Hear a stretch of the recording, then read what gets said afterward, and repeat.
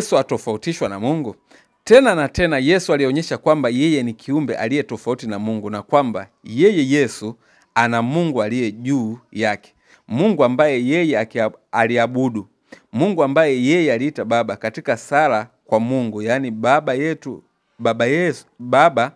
Yesu alisema, wewe uliye peke yako Mungu wa kweli. Yohana 17:3 kama tulivyoona huko nyuma. Kwenye Yohana 20:17 alisema hivi kwa Mariamu Magdalena, ninapaa kwenda kwa Baba yangu naye ni Baba yenu. Hapo ni kukuonesha kabisa, ni maandiko anazozitoa hapo zinazothibitisha kabisa kwamba Yesu katika maneno yake, katika mafundisho yake hajawahi kusema Yesu ni Mungu, lakini katika mila na tabia yake na mafundisho yake kila alilokuwa analisema lilikuwa linathibitisha kabisa kwamba yeye si Mungu, isipokuwa Mungu alimtuma ndiye Mungu wa pekee. Na ushahidi kama wanavyokuwa wakitoa. Sasa tuingie sasa kwenye Biblia. Nilikupa hiyo ili nijibu kwanza swali lako la kwanza. Itikadi hii ya kumuita Yesu ni Mungu, utatu utakatifu, imeanzia wapi? Imeanzia kwenye Nisea. Baada ya Yesu kuondoka ndio vikao vilikalika, vikao vya kanisa. Tena ilikuwa ni siasa imefanyika kwa ajili ya kupachika. Na hiyo siasa ikaenda na komaa taratibu mpaka ikatokea leo makanisa zinakuwa nyingi. Yesu ni Mungu, Yesu ni utatu utakatifu, watatu watakatifu, Yesu ni nafsi ya pili. Ni vitu ameingizwa, ni vitu ametengenezewa. Sasa ukimwambia Mkristo mwenye hiyo itikadi atakuona kabisa wewe ni mpagani, wewe haujui fumbo ya Mungu, yani atakuita jina zote. Lakini ndio elimu hiyo. Ni ukafiri na ushirikina kudai kwamba Yesu ni Mungu. Sasa tuingie katika ushahidi wa ndani. Twende kwenye Biblia. Yenyewe. Biblia inasemaje kuhusikana na hilo? Sasa tusomee katika kitabu cha Zaburi 121 aya ya 4. Anasema, naam, hata sinzia wala kulala yeye aliye mlinzi wa Israeli. Bas, ndio Biblia hiyo. Mungu muumbaji wa mbingu na ardhi hata sinzia hata siku hii wala kulala, hata lala hata siku hii, ikiwa na maana kwamba sifa hii ni ya Mungu. Ukiona kiumbe kinalala, maana huyo sio Mungu tena. Lakini mwenye hawezi kulala hata siku moja ni Mwenyezi Mungu muumbaji wa mbingu na ardhi. Sasa tusomee katika kitabu cha Yohana. Uanze Luka 8:22-23. Tuone Yesu alilala? Alilala kwa sababu huku tunapata sifa ya Mungu. Hakuna siku anaweza kulala. Hata lala wala hata sinzia. Hata sinzia. Sawa. Lakini msikilize Bwana Yesu. Ikawa siku zile mojawapo alipanda katika mashua yeye na wanafunzi wake, akawaambia na tuvuke mpaka ng'ambo ya ziwa, wakatweka matanga. Nao walipokuwa akienda alilala usingizi. Sasa kalala usingizi. Kwa nini amelala? Si ni mwanadamu, ana sifa ya ubinadamu, lazima alale. Lakini Mungu sifa hiyo hana. Ikiwa na maana kwamba Yesu alikuwa na sifa ya kibinadamu, angelikuwa na sifa ya Mungu hawezi kulala.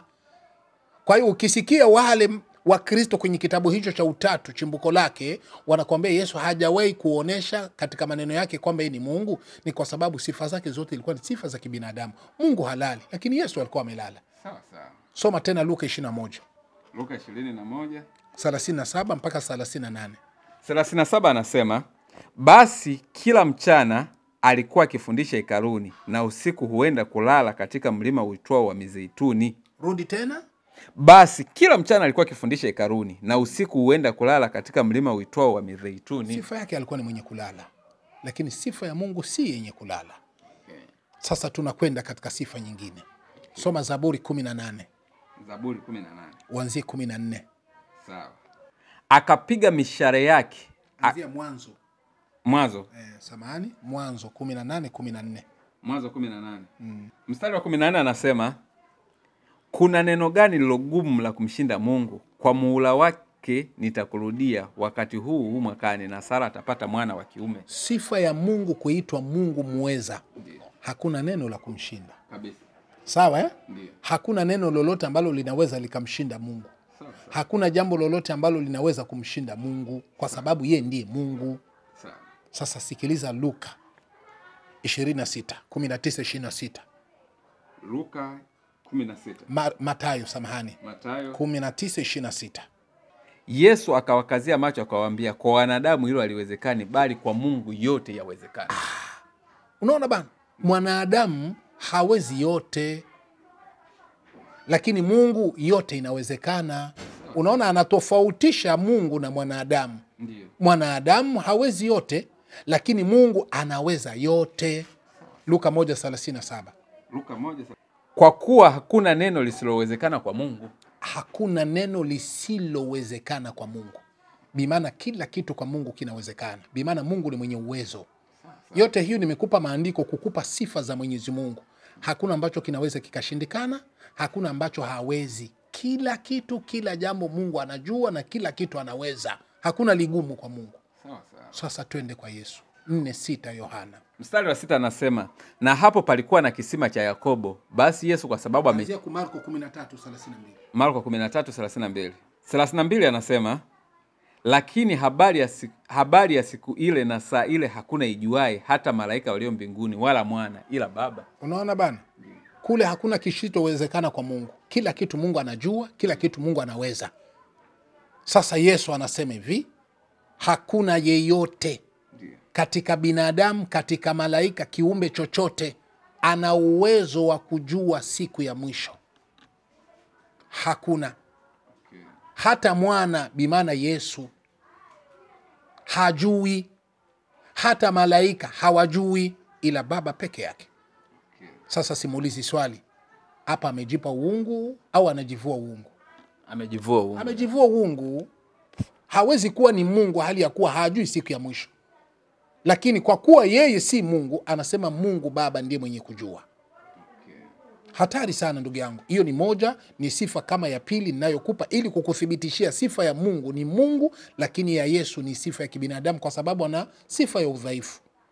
Tusomee katika kitabu cha Isaya 40:28. Isaya 40:28. Mstari wa 28 anasema, je, wewe hukujua, hukusikia, yeye Mungu wa milele, Bwana muumba miisho ya dunia, hazimii wala hachoki, akili zake hazichunguziki. Unaona bana, hazimii wala hachoki, kwa sababu ndiye Mungu muumbaji wa mbingu na ardhi.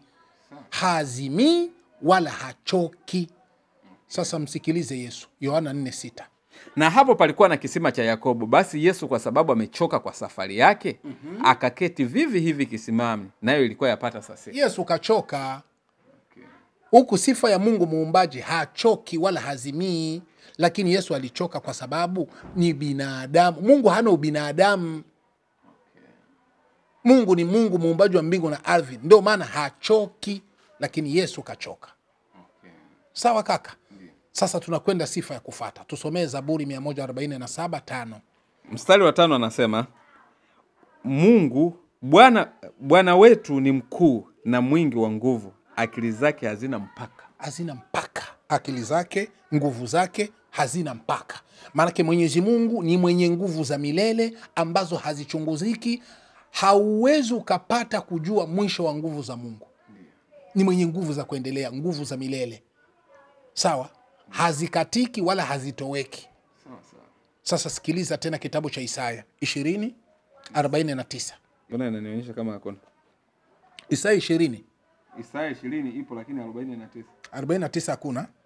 Amna. Soma basi Zaburi 68:35. Mstari wa 35 anasema, Mungu ni mwenye kutisha kutoka patakatifu pako. Ndiye Mungu wa Israeli. Yeye huwapa watu wake nguvu na uwezo, na ahimidiwe Mungu. Unaona bana?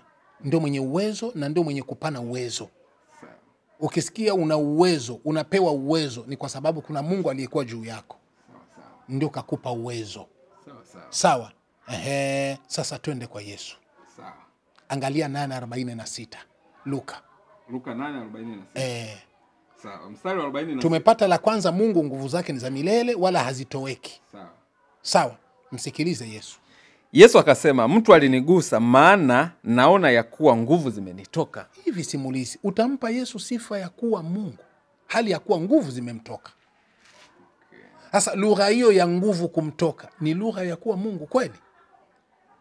Jamani wa Kristo, wakati mwingine tu tunaokumbusha kwa hili. Kwa mfano, hii nguvu zimemtoka Yesu, nguvu zimemtoka, si hata nguvu huwa zinamtoka Mungu? Hakuna hata kitu kimoja kinaweza kupatikana kwenye Biblia na Qur'an kwamba kuna nguvu yoyote imemtoka Mungu. Nguvu gani?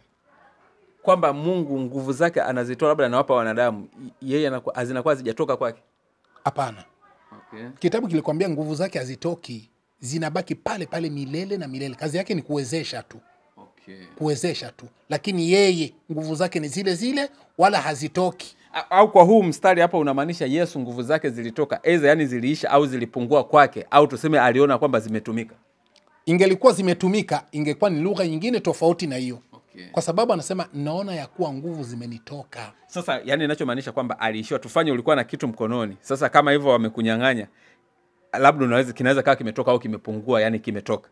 Yesu hizi nguvu zake kwa huu mstari ulioandikwa hapa, nguvu zimenitoka, inamaanisha kwamba kwake aliona zimepungua? Ni kama kupungua. Okay. Inaweza kuwa kupungua au kutoka kabisa. Okay.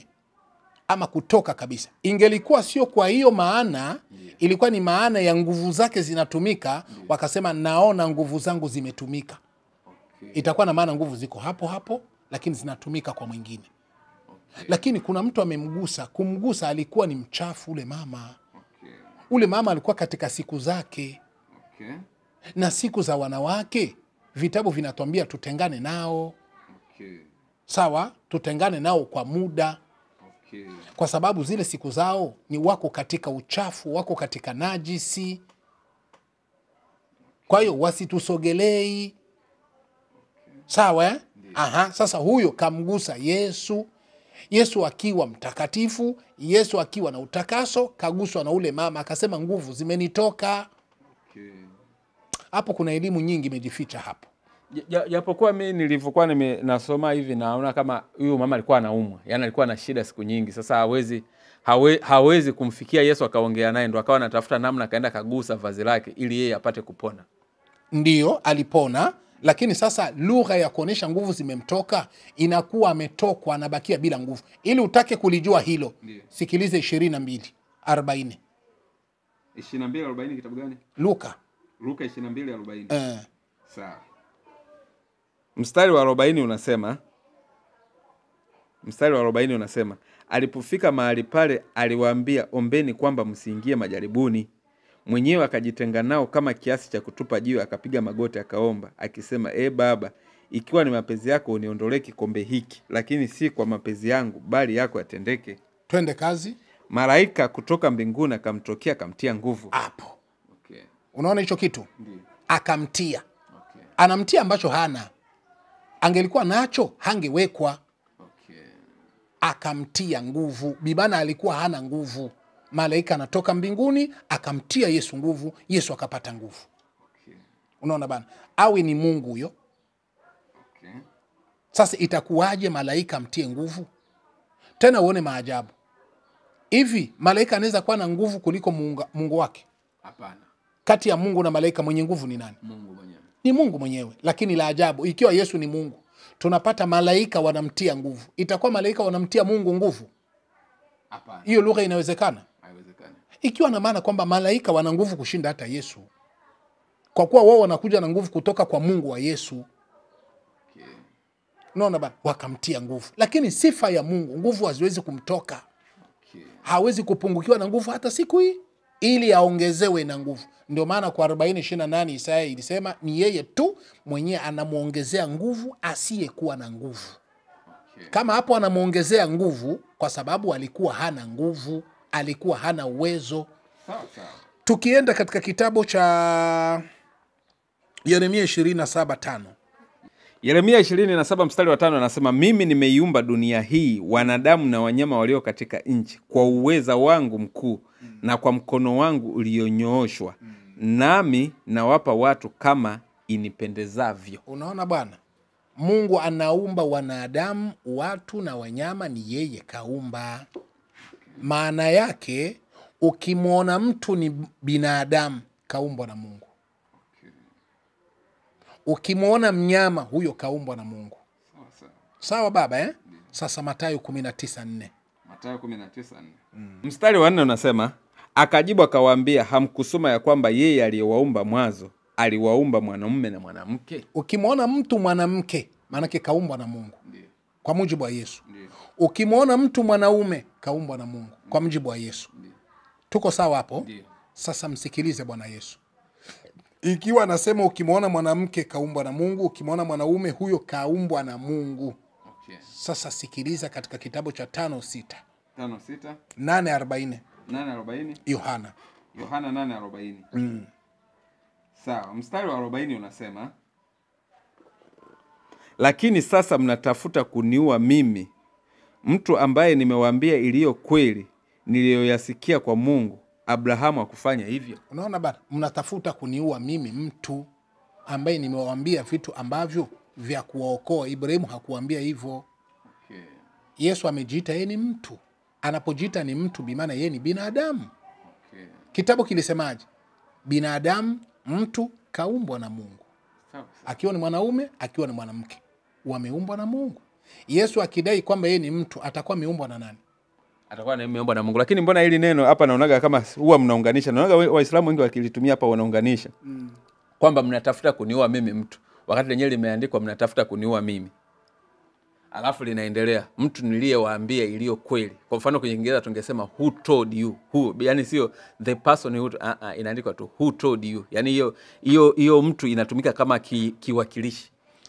Yani sasa nyinyi mnatumiaga kwamba mbona mnatafuta kuniua mimi mtu, wakati imeandikwa mnatafuta kuniua mimi mtu niliyewaambia iliyo kweli. Sasa hii mtu inaenda kwa nani? Kwa yule ambaye mnatafuta kumuua. Sio hiyo. Yani havina hata shida. Sawa. Mnatafuta kuniua mimi. Virgil. Ndiyo. Yani mkato. Ndiyo. Mtu ambaye. Ndiyo. Hii mtu ambaye inakwenda kwa nani? Kwa yule. Okay. Ikiwa na maana huyo ni mtu. Sawa. Sasa tuache hiyo. 2:22 Matendo ya Mitume. Matendo ya Mitume 2 mstari wa 22 anasema, enyi wanaume wa Israeli, sikilizeni maneno haya.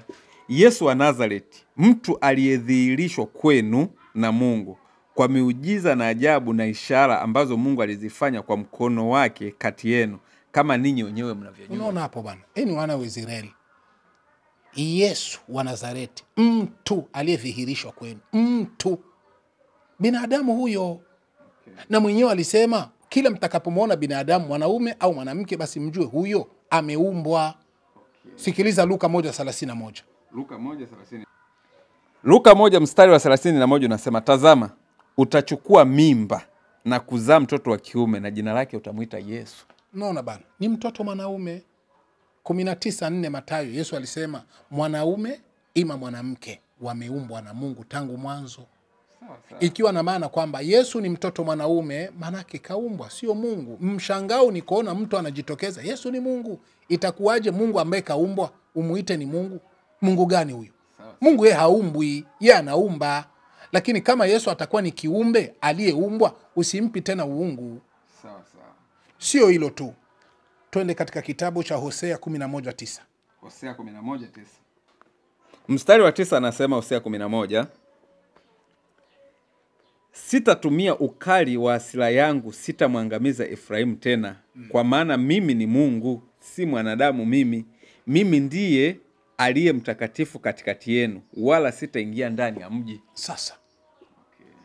Mungu anasema yeye haiko binadamu, haiko mtu. Okay.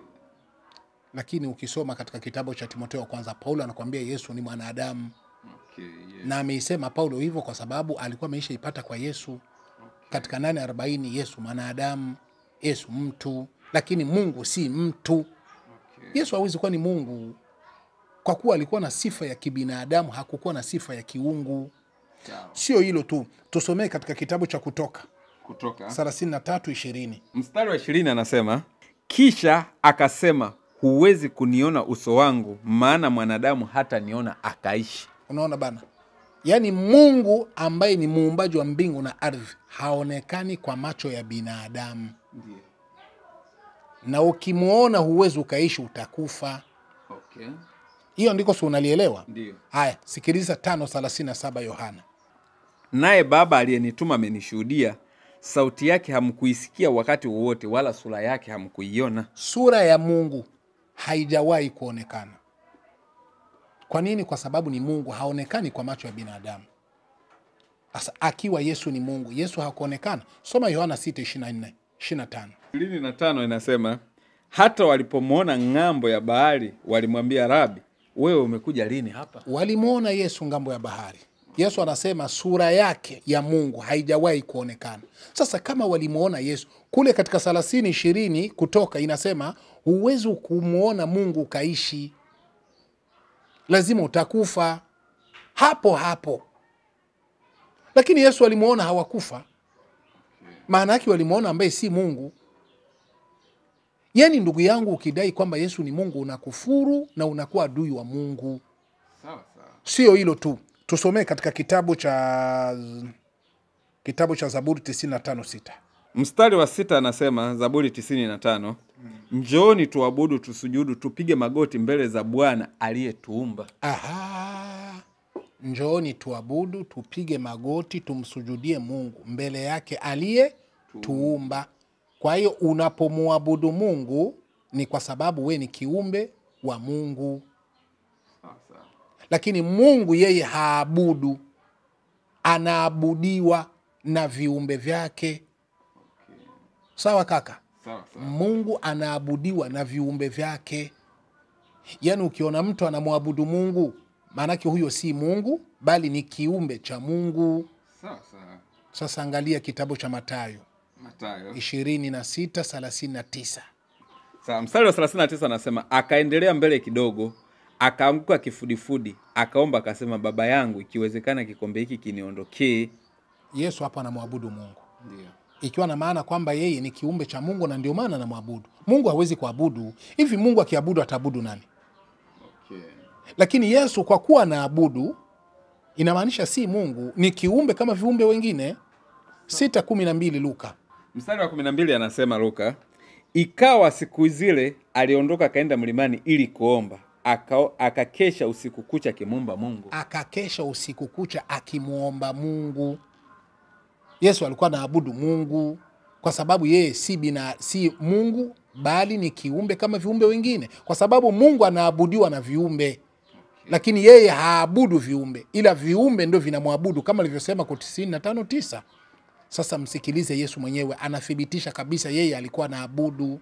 4:22 Yohana. Ninyi mnaabudu msichojua, sisi tunaabudu tukijuacho. Mnaabudu msichokijua, lakini sisi tunaabudu tukijuacho. Maanake Yesu anaonesha na yeye ni miongoni mwa watu wenye kuabudu. Okay. Sawa, wale walikuwa naabudu masanamu, walikuwa naabudu kinyume na haki ya Mungu, lakini Yesu anaonesha kabisa yeye na wengine wanaabudu kiusawasawa. 95:6 Zaburi, Mungu alisema anasujudiwa na viumbe vyake, anaabudiwa na viumbe vyake. Ikiwa Yesu anasema anamuabudu Mungu pamoja na wengine, bimaana yeye ni kiumbe aliyekuwa anamwabudu Mwenyezi Mungu. Kwa sababu angelikuwa Mungu hangeabudu Mungu. Yeye ni Mungu, vipi aabudu? Na japo Mungu ni wa kuabudiwa. Sijui kama naeleweka hapo kaka. Hapo nakuelewa. Yesu alikuwa anaabudu kwa sababu ni kiumbe mwanadamu kama wanadamu wengine. Na ndio maana sasa unapokuwa unasoma katika Qur'ani, kabla ya Qur'ani ukisoma kwenye kitabu cha Warumi 1:21 mpaka 26, sikilizo andiko alafu tuweze kuifafanua. Usikie sasa majibu inayokuja mazito. 1:21 mpaka 26. 21 mpaka 26. Kwa sababu walipomjua Mungu hawakumtukuza kama ndiye Mungu wala kumshukuru, bali walipotea katika uzushi wao na mioyo yao yenye ujinga ikatiwa giza, wakijinena kuwa wenye hekima walipumbazika. Endelea. Wakaubadili utukufu wa Mungu asiye na uharibifu kwa mfano wa sura ya binadamu aliye na uharibifu, na ya ndege na ya wanyama na ya vitambaavyo. Rudia tena kuanzia 21. Kuna kaneno hapo. Kwa sababu walipomjua Mungu hawakumtukuza kama ndiye Mungu wala kumshukuru, bali walipotea katika uzushi wao na mioyo yao yenye ujinga ikatiwa giza. Walipomjua Mungu hawakumwabudu, hawakumshukuru, hawakumchukua kama ndiye Mungu wa pekee. Bali mioyo yao iliwekwa giza, wakajikuta wanaanza kuchukua miungu mingine kinyume na Mungu muabudiwa. Twende kazi. Kwa sababu wakijinena kuwa wenye hekima walipumbazika. Twende kazi. Wakaubadili utukufu wa Mungu asiye na uharibifu kwa mfano wa sura ya binadamu aliye na uharibifu, na ya ndege na ya wanyama na ya vitambaavyo. Unaona sasa bwana, walichukua Mungu kwa sura ya binadamu. wakaanza kumwabudu Mungu kwa sura ya binadamu, wakaanza kumwabudu Mungu kwa sura ya ndege. Yaani wakaacha asili ya Mungu ambaye si Mungu wa kibinadamu, wakaenda kuabudu Mungu wa kibinadamu. Na huyo Mungu wa kibinadamu ni nani? Wao waliofanya hivyo tutawajua ni watu gani, ili tutake kutambua hawa waliopotea, waliomwacha Mungu wakaanza kuabudu Mungu wa kibinadamu, watatajwa na jina yao. Tusomee katika Biblia hii uzima tele. Utusomee kitabu cha Yeremia 8:12, utupe ufafanuzi wake. 8:12. Uanze aya. Aya inasema, je, walitahayarika waliposema wametenda machukizo? La, hawakutayarika wala hawakuweza kuona haya usoni. 12. Hawakuweza kuona haya. Watu walifikia kiwango cha uasi ambapo kamwe wasingeweza kutubu. Aibu yote na kutahayarika kwa ajili ya dhambi kulitoweka. Adhabu yao iliyowajia ilisubiri tu siku ya kujiliwa Mungu. Makanisa leo yanafikia aina hii ya uasi. Wanapolikataa neno la Mungu na kutenda dhambi kama zile za machukizo alizozielezea Paulo katika Rumi 1 mstari wa 24 na 30 mpaka 32. Tunarudi kule. Ndio. Unaona bana? Soma hapo kidogo, sinaendelea. Au ndio mwisho? Hapa ndio mwisho. Unaona bana? Anarudisha kule katika Warumi 1:21 mpaka 32. Wamemwacha Mungu, wakampa Mungu kwa sifa, kwa picha ya binadamu. Ndio kitabu kinasema ni makanisa. Wanamwabudu Mungu kwa sura ya binadamu, wakamwacha Mungu ambaye hana mfano, hafanani na kitu chochote, lakini wakachukua Mungu ambaye ni wa sifa ya kibinadamu. Yenyewe inasema hivi, makanisa leo yanafikia aina hii ya uasi. Wanapolikataa neno la Mungu na kutenda dhambi zile za machukizo. Twende utasikia alizozieleza Paulo katika Rumi 1:24 mpaka 32. Ndio kule ambako tumetoka. Anasema hii maana ndio ile wamemwacha Mungu, ndio kule kwa Rumi. Ndio anakuambia hawa ndio makanisa za leo, wale ambao Paulo alisema katika Warumi 1. Wamemwacha Mungu kwa asili yake, wakaenda kumkamata Mungu kwa sifa, kwa sura ya binadamu, wakaanza kumwabudu. Ni makanisa. Ndio Yesu. Kwa sababu Biblia wengi wanasema kwamba Yesu alikuwa ni Mungu mtu. Lakini kwa hapa tukisema tunamweka Yesu kwenye lile andiko la Paulo tutakuwa sawa kweli, kwa sababu yeye pale hajataja mtu tu, kataja na vitu vingine. Kasema yani watu wanaacha kumwabudu Mungu wa kweli, wanaanza kumwabudu Mungu ambaye ana sura ya binadamu, ambaye ana sura ya ndege, ambaye ana sura ya vitambaa. Ni vingi. Kwa nini tumweke Yesu? Tunamweka Yesu katika hivyo vingi. Si wao walitaja vingi? Kwa sababu Wakristo wanamweka Yesu, hakujitia pale. Wao kumtia Yesu wamekosea. Sisemi kama Yesu ndio alijitia pale. Wakristo wao wanaweza kumwabudu Yesu kwa sifa ya binadamu, kwa sababu Wakristo wanasema tunamwabudu Yesu. Mbona mnamwabudu mtu mwenye ni binadamu? Ndiyo, Yesu ni binadamu, mtu. Na Paulo kule alisemaje? Wanamwabudu Mungu kwa sura ya mtu, wakamwacha Mungu wa asili. Huu Mungu wa asili ni nani? Ukisoma 46 Isaya inasema hafanani na kitu chochote. Sawa. Lakini wanamwabudu Mungu ambaye ana sifa, ana sura ya binadamu. Sio huyo tu, wanaabudu na vitu vingine vyenye sifa ya ndege. Sio huyo tu, wanatacha vitu vingi pale. Unaona bana? Wakristo wana Mungu wao, na kuna dhehebu zingine sipako watu wanaabudu ng'ombe. Ndio. Sifa ya kiumbe. Kuna watu wanaabudu Mungu mwenye sifa ya kiumbe ambaye ni ng'ombe, wengine mtu, wengine sanamu, wengine mti. Alitaja tofauti. Kwa hiyo watu wenye kufanya vitu kama hivyo wanaenda kinyume na Mungu na wanafanya ukafiri na kukufuru. Unasikia ndugu yangu? Sasa unapokuwa unasoma asili ya uongofu katika juzu la 2 ukurasa wa 23 na 25, sikilize inavyosema. Anasema, je, Isa mwana wa Mariam anaweza kujua kilichofichika humo ardhini au huko mbinguni kama wanavyodai hao Wakristo kuwa Isa naye ana uungu? Unaona bana? Kama wanavyodai hao Wakristo, Yesu ana uwezo wa kujua kilicho mbinguni, kilicho ardhini, kila kitu ana uwezo. Kama wanavyodai hao Wakristo wakakumpachikia Yesu uungu, twende kazi. Isa mwana wa Mariam hana uungu wowote, lakini Isa ni kiumbe kaumbwa tu kama vilivyoumbwa viumbe vingine. Unaona sasa ndugu yangu, Yesu ni kiumbe kama ulivyoumbwa viumbe wengine. hawezi kuitwa Mungu kamwe. Wenye kudaia Yesu ni Mungu au wamekufuru na wasubiri siku ya mwisho. Malizia. Sawa. Na hao Wakristo walipoulizwa na mtume kuwa je, Isa anajua siri za mbinguni na ardhini kama anavyojua Mwenyezi Mungu, wakajibu hao Wakristo kwamba la, hajui ila atakayojulishwa tu. Unaona bana, wao wanajua hivyo kwamba Mungu ndio mwenye uwezo wa milele, lakini kwa udhaifu wao bado wanapachikia tu uungu kwa Yesu. Soma na ukurasa wa 25. Je, Isa mwana wa Mariam anaweza kufanya hayo kama mnavyodai enyi Wakristo? Unaona bana, anaweza kufanya hayo kama mnavyodai enyi Wakristo. Okay. Twende kazi. Huyo Isa mwenyewe katengenezwa sura yake na Mwenyezi Mungu ndani ya tumbo la mama yake. Je, kaupatia wapi huo uungu na hali yeye ni kiumbe tu kaumbwa na Mwenyezi Mungu kama alivyowaumba viumbe wengine? Unaona bana, yani Yesu kaumbwa kama walivyoumbwa wengine.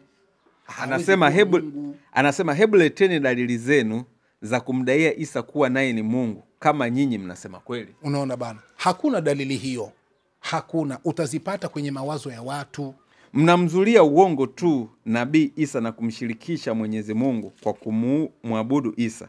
Na hali Isa ni mja tu na mtume wake Mwenyezi Mungu. Kamtuma mtume kwa wana wa Israeli na kampa baadhi ya miujiza ili athibitishe utume wake kama alivyowapa miujiza mitume wake wengine. Unaona sasa bana? Hiyo ndio Qur'ani imemalizia katika itikadi ya Kiislamu. Kamwe Yesu hawezi kuwa Mungu, hajawahi kuwa Mungu, hajawahi kufundisha ni Mungu. Itikadi hiyo ni itikadi potofu na imetoka kwa ushirikina wa zamani. Sasa soma kitabu hiki. Ndiyo. Kutoa sababu katika kutumia maandiko, ukurasa wa 371. Sawa. Hiki tulichotoka kusoma kinaitwa Asili ya Uongofu, juzu la pili. Katika Hakika, Mteremsho na Ubainifu, juzu ya pili. Inasema nianzie ukurasa wa 371. Kupatana na mambo mengine yote ambayo Biblia inasema kumhusu mwana, hutoa maana ile ile kwa neno panta katika Wakolosai 1:16 na 17, hivi kwamba husema kwa sehemu kwa njia yake vitu vingine vyote viliumbwa, na vitu vingine vyote vimeumbwa kupitia yeye na kwa ajili yake. Kwa hiyo inaonyesha kwamba yeye ni kitu kilichoumbwa, sehemu ya vitu ambavyo Mungu aliviumba. Unaona bana, Yesu ni kitu kilichoumbwa, sehemu ambavyo Mungu ameumba vingine. Okay. Yani ambako tunakomweka Yesu, elimu inapomweka Yesu, vitabu vinapomweka Yesu, ni kiumbe kama viumbe wengine, kaumbwa kama viumbe wengine walivyoumbwa. Okay. Ole wake wa kumdaia Yesu uungu. Na ndio maana ndugu yangu simulizi, hapa Waislamu wanadaiwa kwamba wao hawamwamini Yesu. Wanadaiwa kwamba Waislamu wanampinga Yesu. Sababu yake unajua ni nini? Ni kwa sababu Waislamu wanavyomchukua Yesu, wanavyomuelewa Yesu ni tofauti na Wakristo wanavyomuelewa Yesu. Sawa sawa. Wakristo wanamuelewa Yesu kama Mungu wao. Ndio. Waislamu wanapinga hilo. Wanasema Yesu hawezi kuwa Mungu, ni kiumbe, isipokuwa yeye ni mtume wa Mwenyezi Mungu. Ndio pale unasikia Mkristo anakuambia Waislamu ni wapinga Kristo, wanamkataa Yesu, hawamwamini. Wao wanataka tuamini kama wanavyoamini wao. Okay. Kwamba Yesu ni Mungu. Kama Yesu ni Mungu. Hali ya kuwa Muislamu iko na mashiko. Muislamu iko na hoja. Qur'ani imekataa Yesu hawezi kuwa Mungu. Muislamu anasimama pale. Sio Qur'ani tu, Biblia vile vile kwa kinywa cha Yesu, kinywa cha manabii, Yesu hawezi kuwa Mungu. Yesu ni kiumbe, ni mtume wa Mwenyezi Mungu. Vitabu vyote vimekubali. Muislamu anasimamia pale. Sio hilo tu, elimu ya vitabu vya maulama wa Kikristo, dhehebu mbalimbali, wanakuambia kama itikadi ya kumuita Yesu ni Mungu imeanzia upaganini huko. Okay. Baada ya Yesu kuondoka, ndio makanisa imekaa katika Nisea, wakafikiria namna watatengeneza kitu kama hicho waingize katika Ukristo, ya kumuita Yesu ni Mungu, utatu utakatifu. Wakafanikisha, wakapachika kwenye Ukristo, Wakristo wakachukua hiyo itikadi wakaipokea, wakaiandika kwenye Biblia, Yesu ni Mungu, Yesu ni Mungu, Yesu ni Mungu, Yesu ni Mungu. Ikiwa na maana kwamba Wakristo leo wanapochukua Yesu ni Mungu, sio wao, ni kwa sababu wameingiziwa hicho kitu. Huku wanaona kama wao ndio wanamwamini Yesu kwa kumpachikia vitu ambavyo vimetengenezwa na wapagani, ndio wanatuona sisi wenyewe tunachukulia, tunasimamia kwenye maandiko ya vitabu kwamba hatumwamini Yesu. hali ya kuwa sio hivyo. Waislamu tunamwamini Yesu, Waislamu tunampenda Yesu na tunamthamini Yesu. Hajawa Muislamu yule ambaye anamkataa Yesu, hajawa kabisa. Tusomee Qur'ani 4:150. 4:150. Sikilize hiyo aya inavyosema. Qur'ani 4:150 inasema hivi: hakika wale wanaomkataa Mwenyezi Mungu na mitume wake na wanataka kufarikisha baina ya Mwenyezi Mungu na mitume wake kwa kusema wengine tunawaamini na wengine tunawakataa, na wanataka kushika njia iliyo kati ya haya. Endelea. Hao ndio makafiri kweli. Unaona bana, wale wanaotaka kufarikisha mitume, kwamba huyu mtume tunamwamini na huyu tunamkataa, huyu tunamwamini na huyu tunamkataa. Wanaofanya hivyo hao ni makafiri. Ikiwa ni sisi Waislamu tunamwamini Mtume Muhammad, hatumwamini Yesu, tutakuwa ni makafiri. Twende kazi. Anaendelea, hao ndio makafiri kweli, na tumewaandalia makafiri adhabu ya kudhalilisha. Twende kazi. Na waliomwamini Mwenyezi Mungu na mitume wake wala wasimfarikishe yeyote kati yao, nao atawapa ujira wao, na Mwenyezi Mungu ni mwingi wa maghfira na mwenye kurehemu. Malizia. 153 inasema, watu wa kitabu wanakutaka uwateremshie kitabu kutoka mbinguni. Inatosha.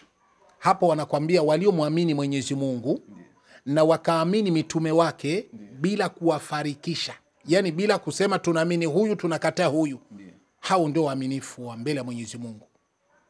Ikiwa na maana kwamba Waislamu wanamwamini Mwenyezi Mungu ni mmoja na wanaamini mitume wote, akiwemo Bwana Yesu. Tunamwamini Yesu sisi, hatumkatai Yesu, tunamwamini Yesu, tena tunamwamini kwa uwasilia wake. Sawa, tunamwamini kwa uwasilia wake. Hatumwamini kwa cheo alichompa watu.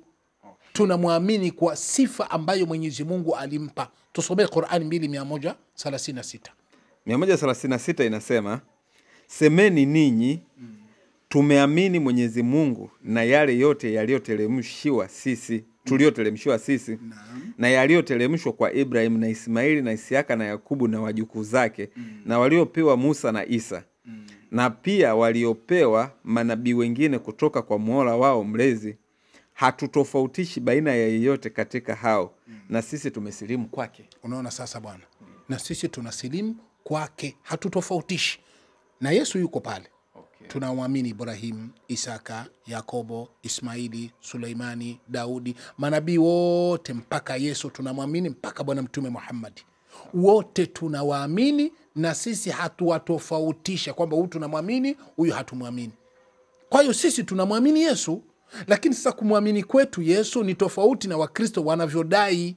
Wao wanamwamini Yesu kinyume nyume. Sikiliza Yohana 5:37. Yohana 5:37.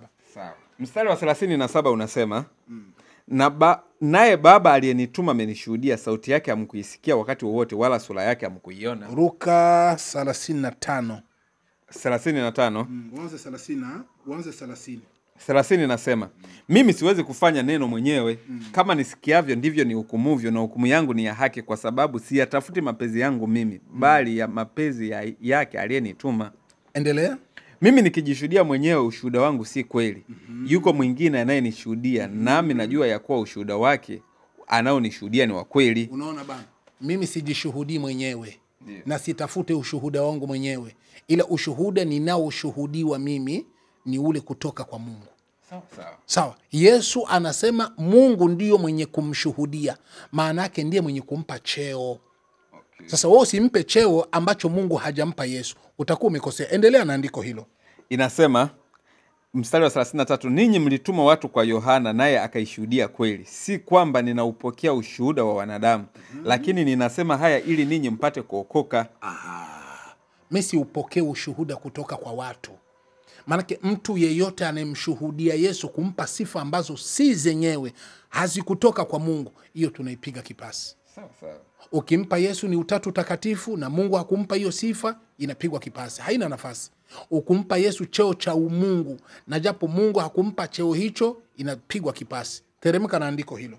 Anasema yeye alikuwa tai wakayo na kung'aa, nanyi mlipenda kuishangilia nuru yake kwa muda. Lakini ushuhuda nilionao mimi ni mkuu kuliko ule wa Yohana, kwa kuwa zile kazi alizonipa Baba ili nizimalize. Lukia 41. 41 anasema, mimi siupokee utukufu kwa wanadamu. Mimi siupokei utukufu kutoka kwa wanadamu. Bimaana utukufu ambao unatoka kwa wanadamu, Yesu yuko hivi, Yesu yuko hivi, Yesu haupokei huo, kama unakwenda kinyume na utukufu ambao Mungu alimpa. Sawa baba? Kwa hiyo kila mtu anayejipa hima ya kusema Yesu ni Mungu na Mungu akumpa Yesu hiyo sifa, hiyo inapigwa kipasi. Yesu ni utatu utakatifu, Mungu hakumpa hiyo sifa, inapigwa kipasi. Na ndio sababu wanahangaika bure kumpachikia Yesu sifa ambazo Yesu hana. Yesu hazikubali hizo. Na kama hazikubali, wanahangaika bure wale wenye kuhangaika. Unasikia kaka? Wanahangaika bure wale wenye kuhangaika. Sasa tusomee katika kitabu cha nani? Kitabu cha 6:23. 23 anasema, lakini zikaja mashua nyingine kutoka Tiberia mpaka karibu na mahali. 36. 36 anasema, lakini niliwaambia kwamba mmeniona wala hamwamini. Wote anipao Baba watakuja kwangu, wala yoyote ajaye kwangu sitamtupa nje kamwe. Endelea. Kwa kuwa mimi sikushuka kutoka mbinguni ili niyafanye mapenzi yangu, bali mapenzi yake aliyenituma. Unaona sasa bana, sikushuka mbinguni nifanye vitu vyangu, nifanye mapenzi yangu, la, bali nifanye mapenzi ya Baba yangu aliyenituma. Yote hayo ni ushahidi tosha kwamba Yesu amekataa uungu. Wale wenye kumpachikia uungu Yesu amekataa. Hajawahi kuwa Mungu hata siku moja. Ni watu tu wanampachikia kama walivyofundishwa na wapagani. Unaona bana? Sio hilo tu. Angalia sasa kitu cha ajabu. Soma katika 14. Kitabu gani? 14 Yohana. Sawa. 14 Yohana tumalizie. 14 ngapi? 14:28 Yohana. 28 anasema, mlisikia ya kwamba mimi niliwaambia naenda zangu, tena naja kwenu.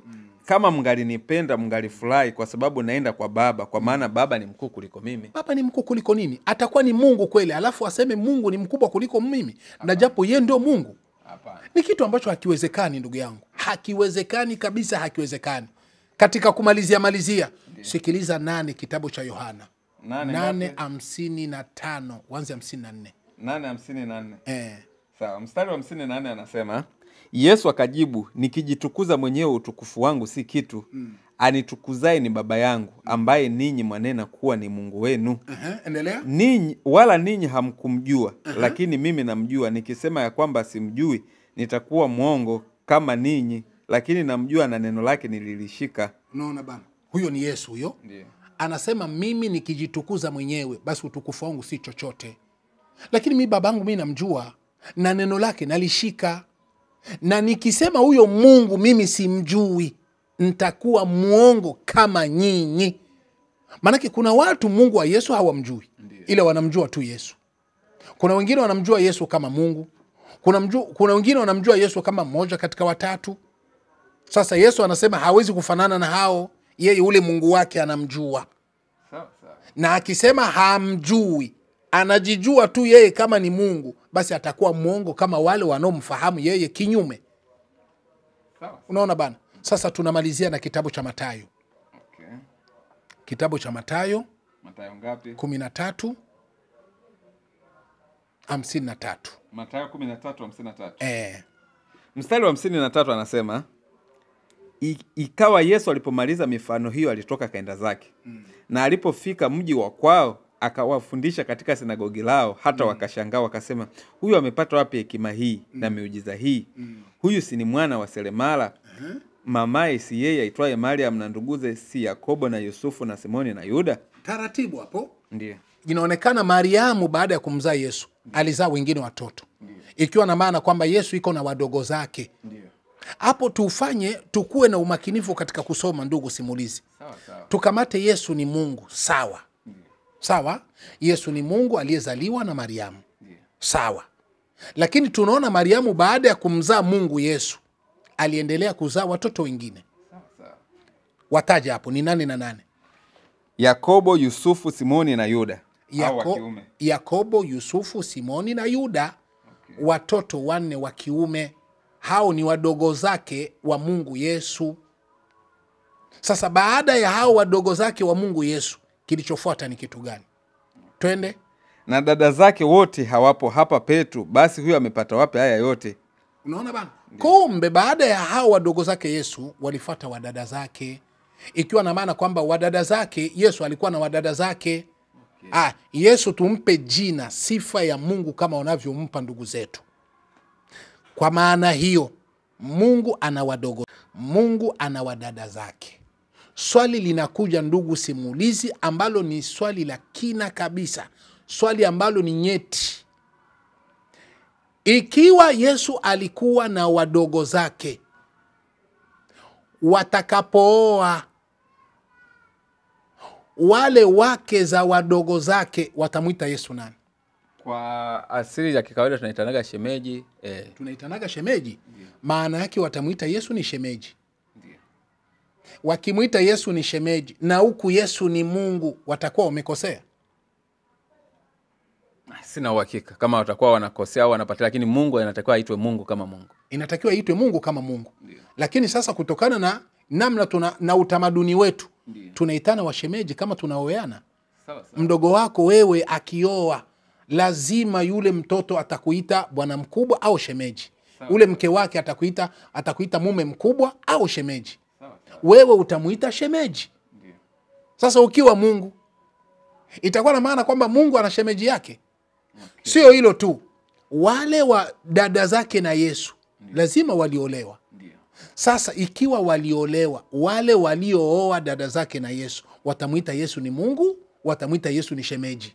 Maana kwa mahusiano ya kibinadamu watamuita shemeji kawaida. Watamuita ni shemeji. Sasa Mungu gani anaweza kuwa na shemeji? Yaani pako vitu vingi ambavyo unakuwa umekosea kwa kumuita Yesu ni Mungu. Katika sempuli zote unakuwa umekosea. Unaona bana? Itakuwaje Yesu awe na shemeji na ni Mungu? Ndio sababu walikwambia kama Yesu alikuwa ni binadamu kama binadamu wengine, alikuwa na sifa ya ubinadamu, na ndio maana hawezi kuitwa Mungu. Wale wenye kumfanya Yesu ni Mungu watakuwa wamekosea.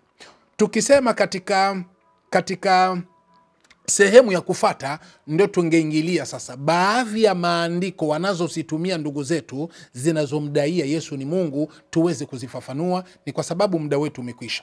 Kuna watu wanasema Yesu ni Mungu kwa sababu alisema anayeniona mimi amemwona Mungu, katika Yohana 14:7-9. Hiyo haijamfanya Yesu kuwa ni Mungu. Yana maana yake tu nzuri ya bila matatizo. Haya, kuna watu wengine wanasema Yesu ni Mungu kwa sababu katika 20:28 Yohana Bartolomayo Tomaso alimwambia Yesu baada ya kuona kilichotokea kwa Yesu kama ishara, akashtuka akasema, Mungu wangu na Bwana wangu, Bwana wangu na Mungu wangu. Wanasema alikuwa anamwambia Yesu kama ni Bwana wake na Mungu wake. Sio kweli. Ni watu kutokuelewa. Alishtuka, alishukuru kwa Mungu kwa kuona alichokiona kwa Yesu. Si maana kwamba alimlenga Yesu kama ndiye Bwana na Mungu. Alimlenga Mungu ambaye kaona maajabu kwa Yesu. Unaona bana? Sio hilo tu. Kuna maandiko zingine wanadai ndugu zetu wakisema kuna watu walimsujudia Yesu. Kama Yesu aliabudiwa, manake ni Mungu. Yani ni hoja za chini tena za kitoto sana. Watu wengi walisujudiwa. Wengi sana walisujudiwa. Zamani walikuwa wakisujudiana kwa maana ya kusalimiana. Walikuwa wakisujudiana kwa maana ya kusalimiana, si kwa maana ya kuabudiana. Ilikuwa ni heshima yao. Lakini wakuabudiwa ni Mwenyezi Mungu peke yake. Lakini kusujudiana kwa kusalimiana kwa kuheshimiana ilikuwa inafanyika tangu zamani. Kwa hiyo Yesu kama walimsujudia, hawakumsujudia kwa maana ya kumwabudu, bali walimsujudia kwa namna ya kumheshimu, kama walivyoheshimu wengine katika njia ya kuwasujudia. Kwa hiyo maandiko nyingi zinazodaiwa kwamba Yesu ni Mungu ni uelewa mdogo. Yesu hawezi kuwa Mungu, hakuitwa Mungu, na ndio maana maisha yake alikuwa anamwabudu Mungu kwa kuwa yeye si Mungu. Tunamalizia katika 12:18, tufunge kipindi chetu. Sawa. Kitabu gani 12:18? Mathayo 12:18. Mathayo 12:18. Tazama mtumishi wangu niliyemteua, mpendwa wangu, moyo wangu uliyependezwa naye. Nitatia roho yangu juu yake, naye atawatangazia mataifa hukumu. Unaona bana, huyo ni Mungu sasa anamshuhudia. Tazama mtumishi wangu. Ni nani huyo? Yesu. Ni mtumishi wangu mimi Mungu. Vipi wewe unapata kibali wapi kumpa Yesu Mungu? Mungu mwenyewe anasema huyu ni mtumishi wangu. Lini Yesu alisema we Mungu uko mtumishi wangu? Lini? Lakini Mungu anasema Yesu ni mtumishi wangu, na kwake nitatia roho ili awatangazie watu hukumu. kama alivyofanya kwa manabii wengine. Mungu alikuwa akitia roho yake ili wale manabii wawatangazie watu hukumu. Na kwa Yesu ni hivyo hivyo. Kiufupi ni kwamba, ndugu simulizi, itikadi ya kumpa Yesu uungu ni itikadi ya ukafiri, ni itikadi ya ushirikina, na wote wenye kufanya hivyo wakifa na itikadi kama hiyo hawana mwisho mwingine isipokuwa ni kwenda kuangamia. Mtu aombe toba mbele ya wakati, atoke kwenye itikadi hiyo, aingie kwenye itikadi iliyokuwa sahihi. Yesu sio Mungu kwa mujibu wa vitabu vyote duniani vimekataa. Nafikiri tutakuwa tumemaliza kipindi hiki. Kama patakuwa kipindi cha kuendelea, tunaweza tukaendelea. Sawa, tumepata kitu kikubwa sana. Labda tuwaage watazamaji wetu. Ndio hivyo. Tunashukuru sana ndugu zetu, kama mnavyokuwa mnatufuata kwa kipindi hiki. Tunajitolea kwa ajili ya kuweza kufanya kazi ya kuweza kunusuru Uislamu na kufunika mwanya kwa wale ambao wanaokuwa wanatengeneza mazingira. Uislamu tunaomba nyote kwa jumla, kila mwenye kuweza kututazama, kila mwenye kuweza kutufuata, basi ajue kama ana majukumu ya kuweza kuchangia kwa mawazo, kuchangia kwa sadaka, kuchangia ya chombo chochote ambacho una majukumu kwako, kwa sababu jambo hili sio langu peke yangu, ni langu na lenu, linatuhusu sote ndugu zangu. Mnapokuwa mnachangia itakuwa ni bora. Vyombo hivi tunavyovitumia sio vyangu, ni za mtu ambaye anakuja kuweza kutaka kufanya kipindi kwa malengo ya watu wote Waislamu na Wakristo kuweza kufahamu. Kwa hiyo tunataka tuwe na vyetu ili tutoe vipindi mbalimbali. Ikiwa jamaa yetu, ndugu yetu huyu atakuwa hayupo, vipindi vyetu viwe vimeendelea. Tunahitaji kamera, tunahitaji kompyuta, tunahitaji vitu vya mihadhara, maspika, mamaiki, generator, ili tuweze kusimamisha vitu, tuweze kusimamisha kazi ya dawa katika nyanja zingine. Tunawaomba kila mmoja mwenye kupata hii basi aweze kuungia mkono kwa namna atakavyoweza. Ukiweza kuungia mkono kwa ushauri, tunahitaji ushauri wako, tunahitaji mawazo yako. Sadaka sio mpaka tu sadaka ya vitu, hata sadaka ya ushauri tunautafuta. Sadaka ya mawazo tunaitafuta. Uende unaweza kuwa na mawazo mengine bora ya kuweza kutusaidia ili tuboreshe katika hali kama hii, tuboreshe kazi hii ya dawa, tunahitaji. Nayo ni sadaka. La sivyo, toa sadaka ya kile ambacho unaweza. Ukiwa na kompyuta basi nipigie uweze kunipokeza. Ukiwa na kamera basi nipigie uweze kunipokeza. Ukiwa na menki basi nipigie kwenye simu yangu uweze kunipokeza. Ukiwa na vyombo vyovyote vya mihadhara basi nipigie. Ukiwa na generator nipigie nichukue kwa ajili ya kazi kama hii. Naona ndugu yangu, na ukiona hivi vyombo una kiwango cha sadaka mkononi kama vile pesa, nipigie unitumie ili niweze kufanya kazi ya dawa. Itakuwa ni bora ndugu zangu, kwa sababu ni vitu ambavyo havihusikani na mtu mmoja, vinahusikana na watu wote. Kwa hiyo toeni sadaka zenu, ungieni sadaka zenu ili tupate namna ya kuweza kuboresha kazi hii ya dawa, tuweze kutoa mambo mengi na mada mengi ambayo tunayokusudia kuweza kutoa. Mada nyingi ziko zinakuja. Tunahitaji na sisi tupate vyombo vyetu ili tuweze kuendelea. Najua kuna watu wanaweza kufurahia vipindi hivi. Najua watu wengi wanavifurahia. Kama wewe unavifurahia ndugu yangu, kama unavifurahia, basi mbele ya Allah usiwi mnafiki. Ashiria kufurahia. Ashiria nafsi yako kupenda. Utaashiria kwa nini? Ni wewe kutoa kile ulichowezeshwa na Allah. Ikiwa utawezeshwa ushauri, toa ushauri. Ikiwa ni mawazo, toa mawazo. Ikiwa utaashiria kupenda, ukawa na kitu chochote mkononi, basi toa hicho. Nipigie kwenye namba yangu, nitapokea na tutafanya kazi. Waswahili wanasema kidogo kidogo hujaza kibaba. Tunahitaji vitu vingi sana. Wewe ukitoa hiki, mwingine akatoa hiki, mwingine akatoa hiki, tutajikuta tunaeneza vyote tunavyokuwa tunavihitajia. Na kama we Muislamu una uwezo wa kununulia vyote hivyo kwa pamoja kulingana na uwezo wako, wallahi utakuwa umefanya kazi kubwa sana. Mwenyezi Mungu atakuwa amekunusuru na atakuwekea kheri na baraka katika kile utakalokuwa unakifanya. Wallahi tutashukuru kwa hilo. Tunamalizia, Mwenyezi Mungu alisema in tansurullaha yansurukum wa yuthabbitu aqdamakum. Mkinusuru mimi Allah, mimi naye nitawanusuruni nitaithibitisha miguu yenu. Wangapi katika sisi tunaokuwa na matatizo ila tunahitaji nusra kutoka kwa Allah? Kila mmoja na matatizo yake, na Allah anatuahidi yuko tayari kutupa nusra, lakini anatuwekea masharti ya kupata nusra.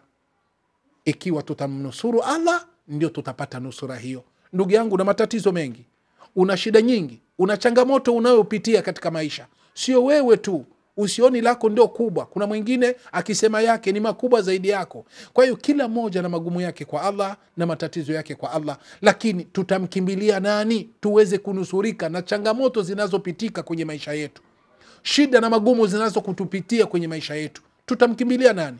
Hakuna wa kukimbiliwa zaidi ya Allah. Tumkimbilia Allah aweze kutupa nusra. Sasa nusra hiyo Allah anasema, muni nusuru mimi Allah, na mimi nitanusuru shida zenu mlizokuwa nazo. Na moja katika njia ya kumnusuru Mwenyezi Mungu ni sisi kuweza kutoa mali yetu, ushauri wetu, uchangizi wetu katika mambo ya kazi ya dawa. Lan tanalu albirra hata tunfiku mimma tuhibbun. Allah anasema hamtafikia kwenye uwema wowote mpaka mtoe vile mnavyovipenda. Hautafikia kwenye baraka yoyote mpaka mtoe vile mnavyovipenda. Hamtafikia kwenye mafanikio yoyote mpaka mtoe katika vile mlivyovipenda. Waislamu, ili tufikie kwenye malengo, tufikie kwenye baraka, tufikie kwenye mafanikio, tutoe katika hivi tulivyokuwa navyo. Ukiwa na sadaka yako, ndugu yangu Muislamu, toa kwa ajili ya Allah. Hautajua nini atakupangia kesho. Ukiwa hata na mawazo, usikae kimya ndugu yangu Muislamu. Toa hata mawazo yako, toa hata maoni yako. Hiyo nayo ni sadaka. Sadaka sio mpaka vitu tu, hata mawazo ni sadaka. Ukiwa hata na mawazo yako, tunahitaji mawazo yako. Huenda kuna vitu ambavyo tunaweza kuwa tunakosea au tunakosa kuvifanya kwa sababu hatujachangiwa mawazo. Inawezekana mawazo yako ukiitoa itatuongezea mawazo na fikra ya kuweza kupanua kazi hii ya dawa. Toa hata mawazo yako, toa hata maoni yako ili tuboreshe kazi. La sivyo, toa sadaka yako katika kile ulichokuwa nacho. Ikiwa ni sadaka ya hela, tuma kwenye namba yangu. Ikiwa ni sadaka ya vitu, nipigie nije nipokee, au nitumie kabisa.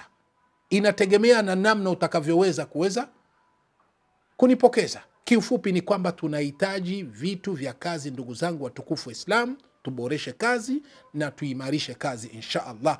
Kama ni kunipigia, nipigie kwenye namba yangu ya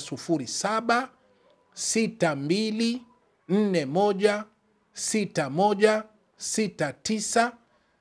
Ukinipigia utakuwa umenipata. Kama ni WhatsApp, utaongezea alama ya nyongeza 255 kisha unajazia namba, utanipata kwenye WhatsApp. Lakini kama ni kunipigia kwa kawaida, utanipigia tu hivyo hivyo, lakini nikiwa hapa Tanzania. Lakini nikiwa nje ya Tanzania, uwezo kanipata kwa simu ya kawaida, ila utanipata kwa WhatsApp.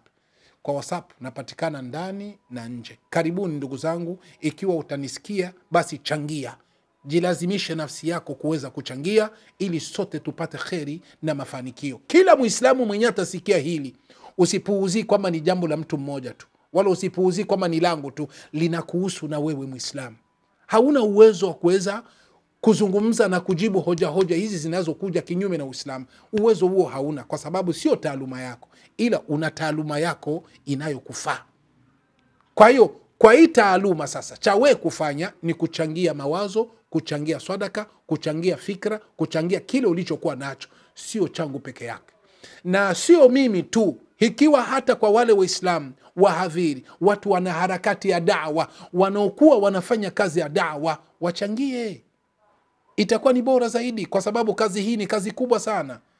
Basi Mungu awatilie kheri na mafanikio, na awalainishe moyo katika kila atakayesikia haya na akakuwa mwepesi wa kuweza kutekeleza. Itakuwa ni bora zaidi. Nipigie kwa namba hiyo kwa kuweza kuniungia mkono, kwa kunipa kile na kile, ili niweze kuboresha kazi hii, tuweze kupata faida kwa pamoja insha Allah. Salamu alaikum wa rahmatullahi wa barakatuh. Kama tembelea channel yetu kwa mara kwanza, tafadhali subscribe ili kwanza kupata kila video tunayokuwekea. Asante.